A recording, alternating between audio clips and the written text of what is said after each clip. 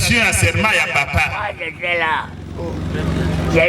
Bakomi kuna na monga liema. Ayebisi mama, ayebisi banate, ayebisi bandekote. Tango sikoyo ya ko-signer, ko-prêter serment devant Mobutu, abimisi ndepiku rouge. UDPS viva! UDPS viva! Notre lutte n'a jamais été une lutte pour l'argent. C'était toujours la lutte pour le peuple d'abord. Au moment où Motobati est Premier ministre, Akende Kuna Mibongisi, tango ko-prêter serment a annulé.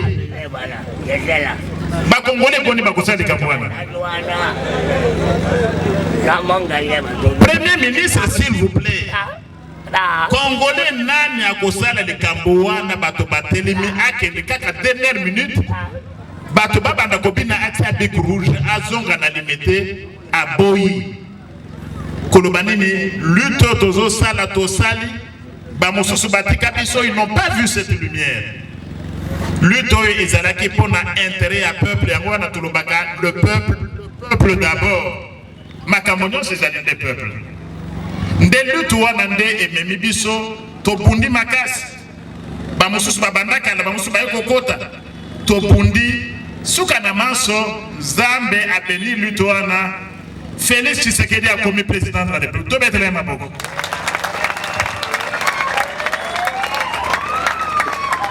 tozui présidence de la République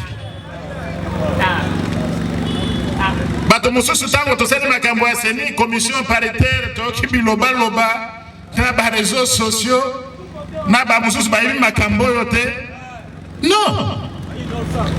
Lorsque Félix Tshisekedi a gagné présidence de la République tozalaki na seni te seni ezalaki na maboko ya mokonzi ya tango wana mais malgré cela nous avons gagné la présidence de la République. C'est pourquoi en 2023 il n'y a pas de doute. Toko gagner deuxième mandat na président Félix Tshisekedi.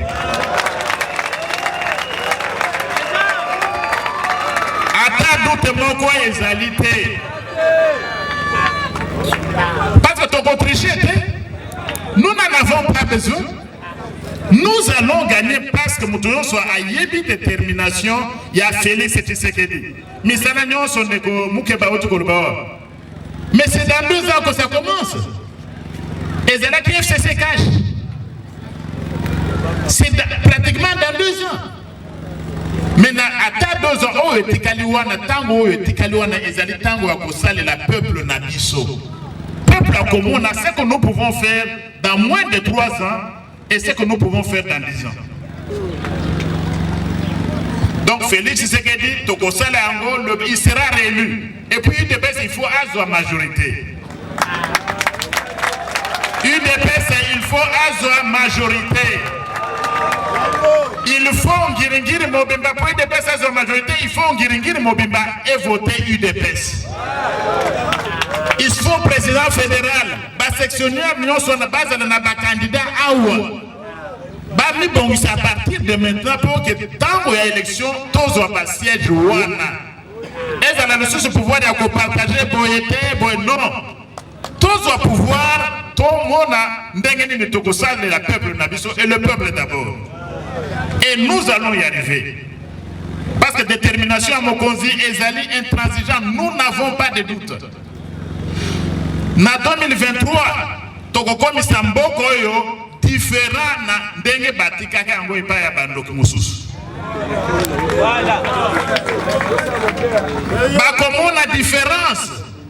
Qu'est-ce que vous allez faire? Déjà dans le budget, nous en parlement. Budget à Liboso, Tozo, c'est 10 milliards de dollars. Bosso, comme on a budget, il y a 10 milliards de dollars. Togo, maintenant, a 20 milliards de dollars. Et c'est la quitté. Et puis, dans le budget, il faut enseignants. À mon citoyen, situation naïe, salaire naïe, et c'est la oyo azwaka na tango ya batouana te. Ça va se faire.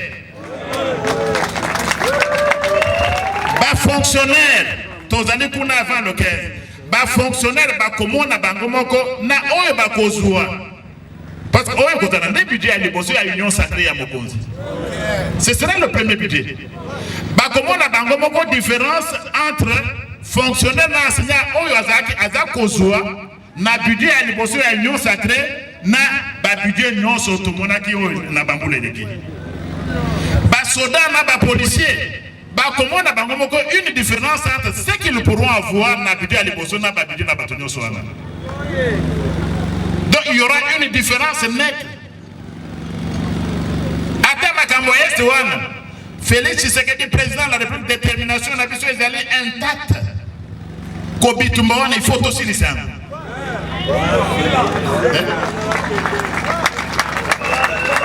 On ne peut pas pendant 20 ans bazo boma bande konabiso na bunya bato bafandi bamusu bazo c'est la complicité et l'équipe. Mais Félix Tshisekedi aye alobi non, nous allons faire l'état de siège. État de siège yango ekomani na constitution. Mais madame Opeboza na mokonzi ya la constitution. Mokonzi na biso aleki conseil ko le kabao nyonso wana.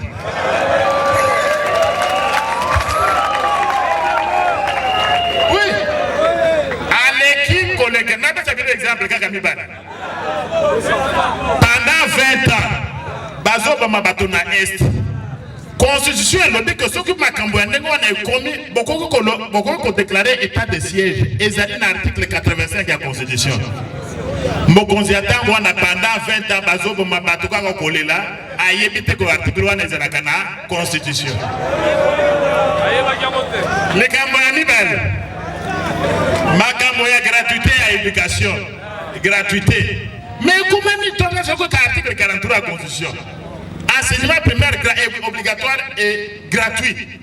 Et comment depuis Tozoaka concerne en 2006, il fallait poser la Félix Tshisekedi ailleurs. Ailleurs, c'est bango gratuité et zaline la constitution.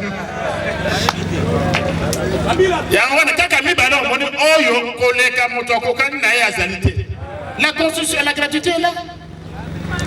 Et puis, malgré au monde, touti vraiment na libulu ya koleka. Touti mosika. Ata na makambo ya guerre 20 ans bazobo mabato. Ba mususu ba hypocrite. Bolingi Félix Tshisekedi président de la République assis habitement dans 3 mois. Pendant 20 ans s'il vous plaît bazobo mabande konabiso. Makambo ya gratuité to bandi yango. C'est difficile mais bazali bato bazali ko bénéficier. Bino moko boyebi bango. Boyebi bango. Tango basali gratuité et sali bango mabe. Bangi gratuité wana ekweya. Mais ça ne va pas marcher parce que peuple nabiso makambo soit na ezali na intérêt à peuple nabiso ndenge to lobaka le peuple et le peuple d'abord. Donc, Makamouana Eko Kende Liboso, détermination Nabiso ezali vraiment intacte. On ne va pas reculer sur la voie du changement. On ne va pas transiger sur la voie du changement pour être situation à peuple Nabiso et Bonga.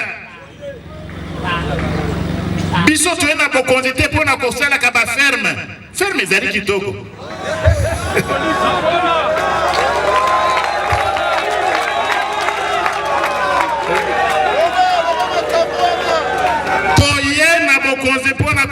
Le peuple et le peuple d'abord. Naote kuna na bouche la boli nisanga.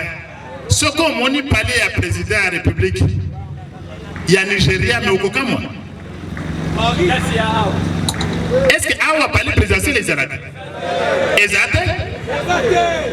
Bon, c'est pas mon est-ce président n'a besoin là là. Et de cas ma villa on a villa la gare c'est dans 3 chambres. Conseil za ka chambre bonne. Yo que de kuna azakana na ka chambre combien? Non. Président n'a besoin d'aller dans ndako ya 2 chambres na ça. Mais entre-temps, les individus basali ba hôtel, les individus basali ba château pour na bango moko pendant 20 ans au candidaté au conseil de palais présidentiel. C'est terrible. Mais non, il faut tout changer. Donc détermination ezali. détermination ezali na makambo ya zela nyonso oyo il faut tout changer encore ata biso moko nous sommes les premiers à être intransigeants contre nous-mêmes. UDPS viva! UDPS viva! Nous sommes les premiers tous à l'intransigeant contre les cabisso. Bato mususu. Nabesa bien exemple mibala. Nazonga na makambo ya seni. Loi proposition ya loi ya seni opposant ni na demisa kango. Et bien magati na biso na union sacrée. La proposition, la proposition, est-ce que ça a été non? Moko na biso lutundu la union sacrée, biso moko nete lobaki to bongisa makambo ya seni. Opposition ezali kuna mais asaki proposition te. Ba cause opposition ba musu bazana parlement il n'y avait pas une proposition. Boya comme ça biso tolingaki opposition ezala politique. Osala wapi? C'est nous-mêmes qui avons voulu. On appelle droit bazangi na français pe kozanga. Parce que c'est aussi toloba toko munokonini. Seni ezali kaka politique. Seni ekotika la kaka politique. Na comment on a bateau batanga mingi bazo zongela to sengi seni azala a politique mais dans quel monde? La seni sera toujours politique. Est-ce que l'élection, l'élection est la politique? L'élection est toujours politique. Attends-moi, vous comprendre. L'élection est toujours politique. Si vous avez un organe pour l'élection, et vous allez faire politique. Enseignement, est politique. Infrastructure est politique. Politique est l'ennemi kolobaneni.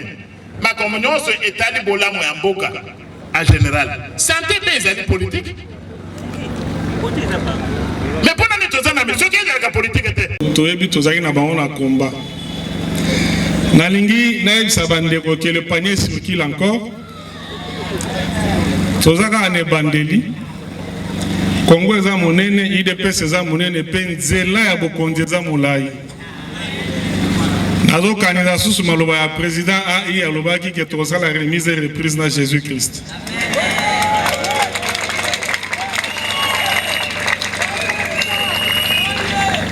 Ça veut dire que nous sommes automatique à table sikoyo.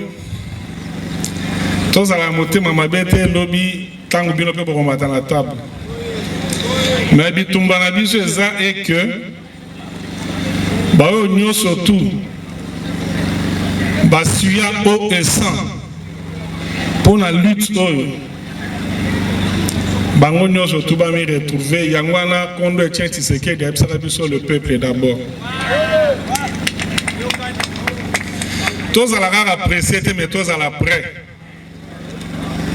32 ans à Mobutu, 18 ans à Kabila, ça fait 50 ans. Ça veut dire qu'il y a 50 ans Mobutu a remis au tel a déjà les boulot. OK? Courbe remis au kita. Mais bâtard, oyo eza ancré na baden na biso, eza tellement ya mabe mingi que 2 ans ils ont suffi, ou bien 3 ans pour nous rebimisa yango. Donc si ko to changer la forme à lutte. Tozala ki na lutte, il y a conquête, il y a pouvoir. Si ko tozala na lutte, il y a conservation à pouvoir. Pour la conserver pouvoir, et c'est bah énergie nous surtout la conjuguer et ça la véritablement positive. Ça veut dire que bitumbo tozala ngo pour nous faire comprendre, on va comprendre que le film s'est changé.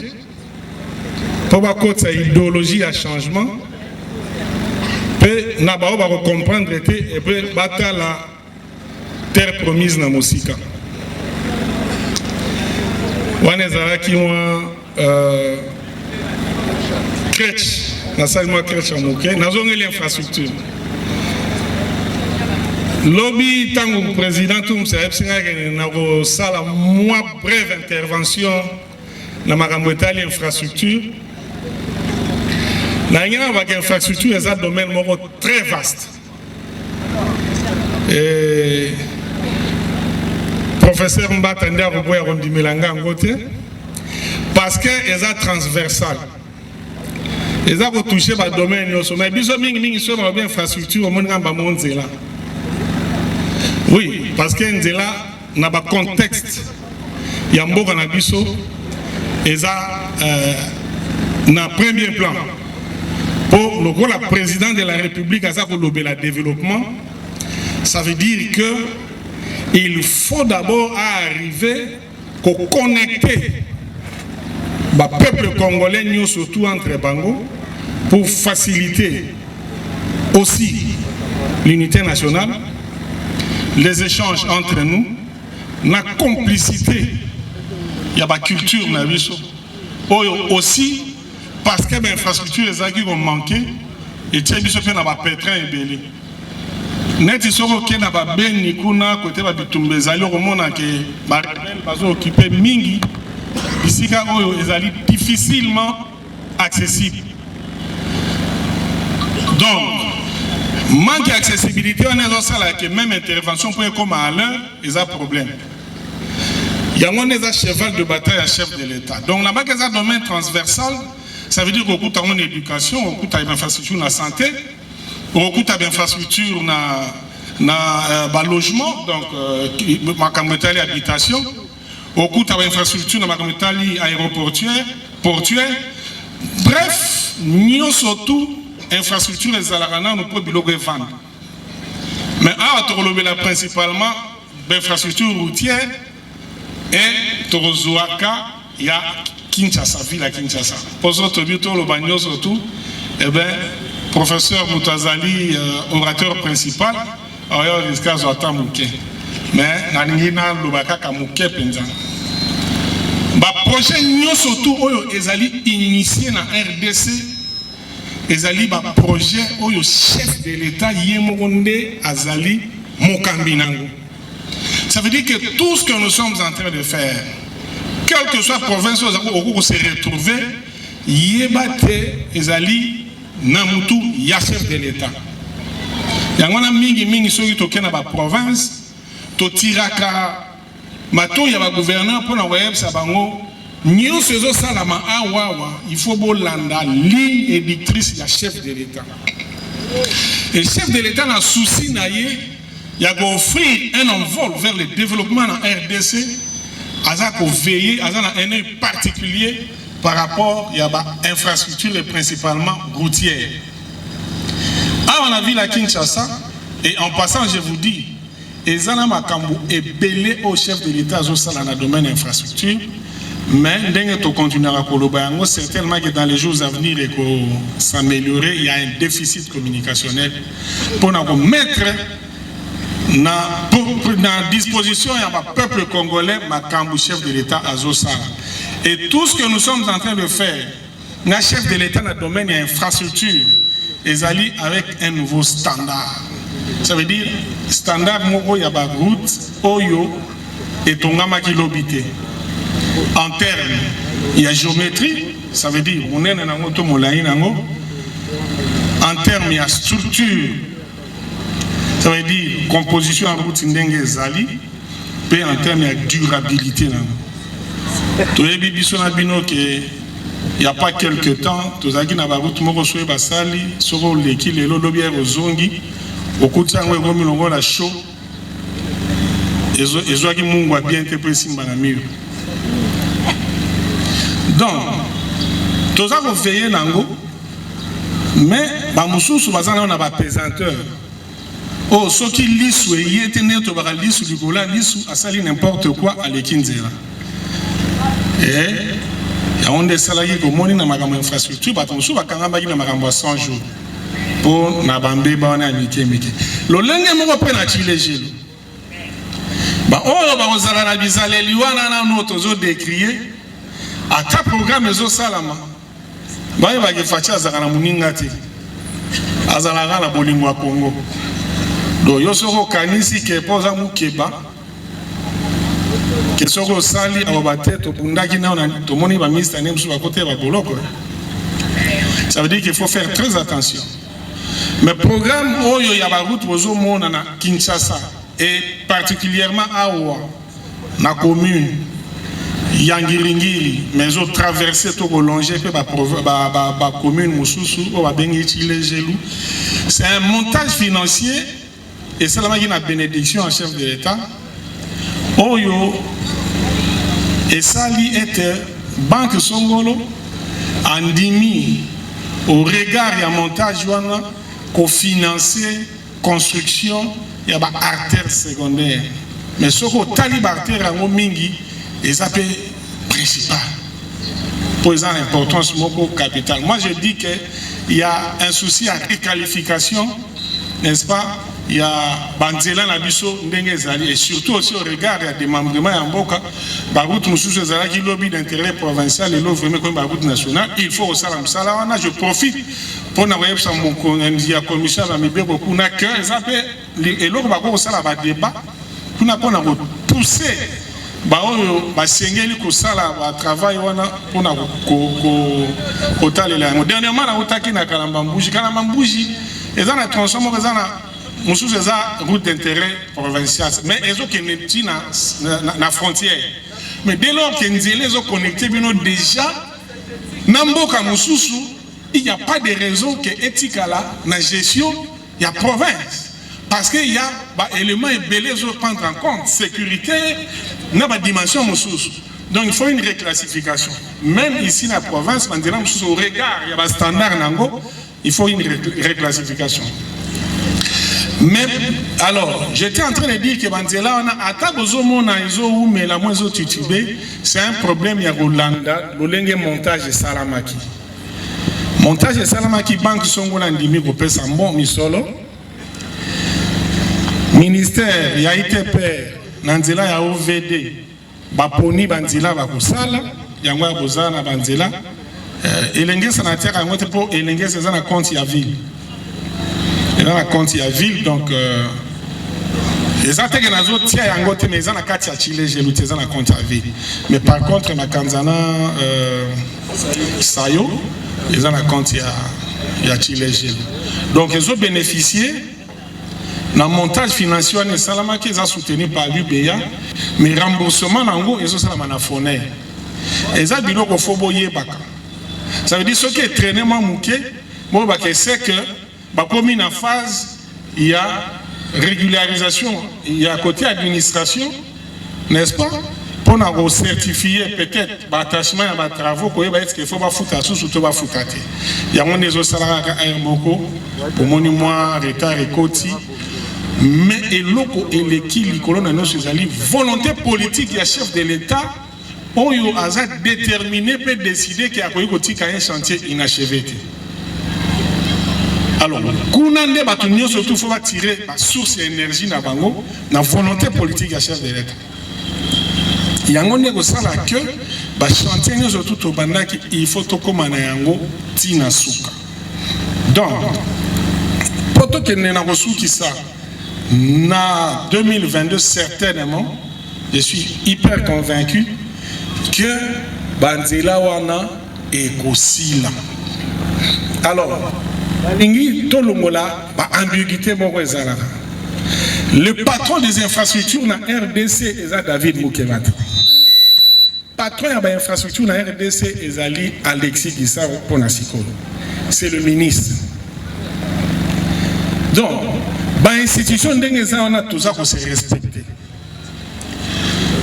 L'institution est comme on 3 étapes. Et dans la institution, et puis il a suivi l'évaluation. Et dans la institution, il y a la gestion. Et dans la institution, il y a le financement. Bisso, la présidence. Le Lengue Morope, professeur Mbata, dans le Parlement. Qu'est-ce qui vous assure? Est-ce qu'il y a une mémise sur le nouveau bureau de la CENI? Nous avons répondu à cela à plusieurs reprises. À plusieurs reprises. Félix Tshisekedi a d'abord été président, élu président de la République, alors que la CENI, c'était la CENI de M. Kabila. Donc nous n'avons pas besoin de la CENI. Vous êtes de la presse. Il a déjà été élu président de la République sans la CENI. Et cette CENI, on vous l'a dit, c'est l'équipe la plus transparente. c'est l'équipe la plus compétente que vous n'ayez eue depuis 2006. Il va nous faire des élections libres et transparentes. Nous sommes prêts à aller à ces élections en 2023. Pas de glissement. Les autres, ils ne sont pas prêts d'aller aux élections parce qu'ils ont fait tellement de tort à notre peuple qu'ils ont besoin de suffisamment de temps pour se faire pardonner. Peu de temps qu'il est au pouvoir, voyant sa volonté, sa détermination, la volonté du gouvernement de l'Union sacrée, les gens vont adhérer d'eux-mêmes. Et vous le voyez eux-mêmes. On n'appelle pas l'UDPS, ne force pas les gens à venir, ils viennent d'eux-mêmes. Mais c'est question d'information, qu'ils soient informés. Et je crois à ce niveau-là, d'ici 2023, je crois que tout le monde, si on n'adhère pas à l'UDPS, dans quel autre parti on va adhérer? Mais par rapport à la misère que ronge la population quinoise, pensez-vous que ces gens-là vont s'adhérer si librement comme ça? Mais nous avons demandé à notre population d'être patiente. Pourquoi? Nous sortons d'un grand trou. Les régimes précédents ont laissé notre pays dans un trou très profond. Et il a fallu la présence de Félix Tshisekedi pour qu'on commence à sortir de ce trou-là. Qu'on soit passé déjà, le Conseil vous l'a dit, il y a des œuvres qui sont palpables, il y a des choses qui sont faites. Et quand on parle du social, le social est aussi global. On a parlé de l'éducation. Je crois que le ministre l'a dit l'autre jour. Combien de millions d'enfants ont eu accès à cela? Et même dans le domaine de l'énergie, de l'eau et de l'électricité, il y a des efforts qui sont faits. Mais dans tous les cas, on peut vous assurer que d'ici 2023, vous verrez un Congo différent de celui qui nous a été légué. En 2023, l'IDP sera en mesure, avec les échanges qui s'annoncent, que vous serez en mesure de remporter cela, puisque vous venez de lancer en ce qui concerne une passée sur l'UDPS. L'UDPS va gagner le pouvoir, Félix Tshisekedi sera réélu président de la République. Qu'est-ce qui vous rassure autant? Mais nous sommes assurés par en voyant d'abord l'adhésion de notre peuple. Vous voyez vous-même l'adhésion, vous avez un président proche de son peuple. Ce n'est pas un président qui vient d'ailleurs. Un président, on dit, pour emprunter l'expression des autres, de père et de mère, et qui le fait voir effectivement. C'est un fils de ce pays, il se préoccupe de son peuple, et son peuple adhère à lui. Et tous les jours, vous avez vu, les gens ont prévu même qu'il y aurait l'Holocauste, que le ciel allait tomber. Que la catastrophe allait arriver dans notre pays, ce n'est pas arrivé. Pourquoi? Parce que notre peuple croit en l'UDPS, notre peuple croit en son président. Alors, attendez, pour vous aussi, attendez, monsieur le conseiller, vous êtes chargé de l'infrastructure de chef de il y a eu un problème avec les autres montants. Maintenant, vous venez de lancer l'opération Kinshasa sans trou. Vous avez lancé cette opération pour un délai de 6 mois. Est-ce que pensiez-vous le respecter? Vous avez retenu ce que le professeur avait dit. À l'époque, c'était le gouvernement FCC, cash. Maintenant, c'est l'Union sacrée. L'Union sacrée, est-ce qu'on peut s'attendre à ces 6 mois-là? Vous allez les respecter? Non, non. En fait, les infrastructures, c'est vrai, on peut vous donner une date, mais ce n'est pas comme une grossesse qui, une maman sait que c'est entré en janvier, en septembre, il aura l'enfant. Il y a trop des inattendus, mais l'essentiel ici, c'est la volonté manifeste du chef de l'État de pouvoir ne pas laisser au Congo des chantiers inachevés sous son mandat. Ça, c'est très important. La relation congolaise qui, vu le projet du chef de l'État, il va réaliser qui sera mis en place en plus. Comment? Vu sa vision et qu'il y aura quand même des infrastructures de ce monde et des routes, il va tenir compte de la... Il y a beaucoup d'infrastructures. On a parlé d'un déficit de communication, madame. Mais aujourd'hui, vous pouvez prendre votre petite quête, arriver jusqu'à Kamwesha. Ok?